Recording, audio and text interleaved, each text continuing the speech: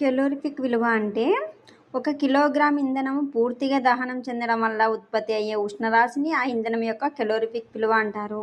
ఇంధనం యొక్క కెలోరిఫిక్ విలువను కిలోజౌలర్, కిలోగ్రామ్ అంటే కేజీ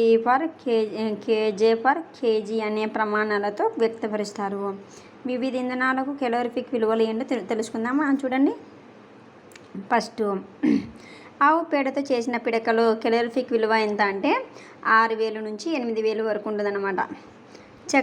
చెక్కలో అయితే 17,000 నుండి 22,000 వరకు ఉంటుంది కెలోరిఫిక్ విలువ. బొగ్గులో అయితే 25,000 నుంచి 33,000 వరకు కెలోరిఫిక్ విలువ ఉంటుందన్నమాట. బొగ్గులో 25,000 నుంచి 33,000 వరకు. పెట్రోల్లో అయితే 45,000, కిరోసిన్లో 45,000, డీజిల్లో 45,000. బాగా గుర్తుపెట్టుకోండి. పెట్రోలు, కిరోసిన్, డీజిల్ ఈ మూడింటిలో 45,000. మీథేన్లో 50,000 ఉంటుంది. సంపీడే సహజ వాయువు సిఎన్జి అంటే కంప్రెస్డ్ న్యాచురల్ గ్యాస్ యొక్క కెలోరిఫిక్ విలువ ఎంత అంటే 50,000.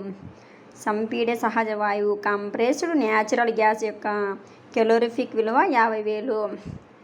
ద్రవీకృత ఇంధన వాయువు ఎల్పిజి లిక్విడ్ పెట్రోలియం గ్యాస్ యొక్క కెలోరిఫిక్ విలువ 55,000.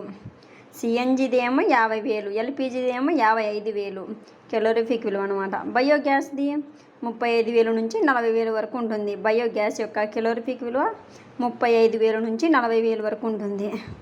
హైడ్రోజన్ది 1,50,000 అనమాట. హైడ్రోజన్ హైయెస్ట్ ఉంది చూడండి.